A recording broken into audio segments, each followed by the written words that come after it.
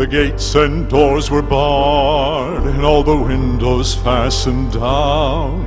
I spent the night in sleeplessness, rose at every sound, half in hopeless sorrow, and half in fear the day would find the soldiers breaking through to drag us all away. Just before the sunrise, I heard something at the wall.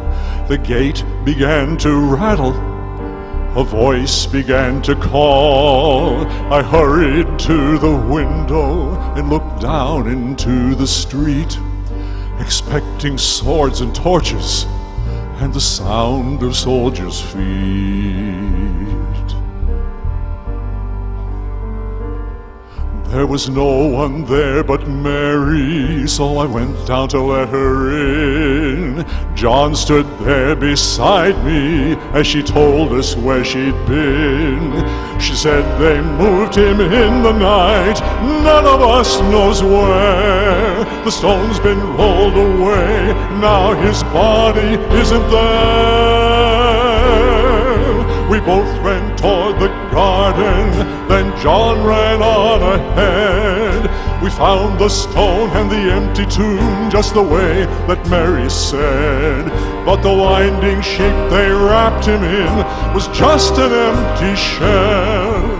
How or where they'd taken him was more than I could tell. Well, something strange had happened there, just what I didn't know. John believed a miracle, but I just turned to go. Circumstance and speculation that couldn't lift me very high, 'cause it seemed them crucify him, then I saw him die. Back inside the house again, the guilt and anguish came. Everything I'd promised him just added to my shame.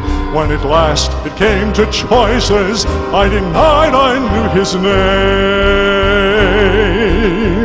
Even if he was alive, it wouldn't be the same. Suddenly the air was filled with a strange and sweet perfume. Light that came from everywhere drove shadows from the room. Jesus stood before me with his arms held open wide. I fell down on my knees, just clung to him and cried.